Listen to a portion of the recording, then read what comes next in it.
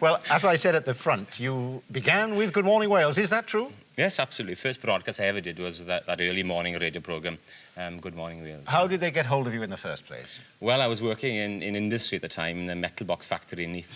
And I'd be working afternoon shift and night shift, and then something would happen in the news.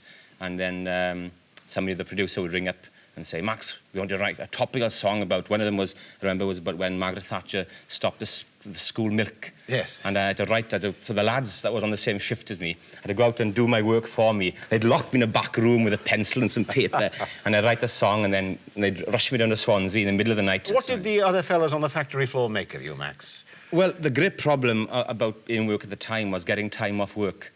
And it was awful. And I'd say, well, what can I do? This chap, Lot Dara, was a foreman. I say, what can I do? I can't turn down the BBC. You know, because I'm working, I can't say I'm afternoons. so what they did, I mean, the personnel officer, they give you a sheet about absentee sheet, and if you missed work, you had a reason for missing work. And I used to say, well, why can I say I'm off again? And it was always D for domestic trouble.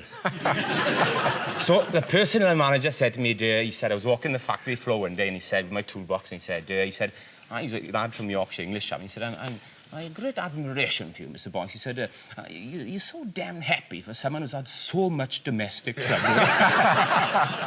Was it a serious point for the moment now, Max, was it a big decision in your life, Good Morning Wales successes or not, to turn professional, to give up the factory? Yeah, it was absolutely. Like, nobody in Glynneath at all was an entertainer. Nobody I knew was an entertainer. And all my life, I'd been to further education colleges for 14 years to be an electrical engineer. And I finally qualified, and then I had this chance of going professional entertainer, and I didn't want to go at all. But the foreman, I'll always be grateful to him, a man called Fred Davies, who has died since. And he said to me when I left the factory that day, he said, Pa Becso, Max, he said, if it doesn't work out for you, we'll start you back again. We'll give you your job back. Perhaps they're still holding it for you, Max. Well, you never know.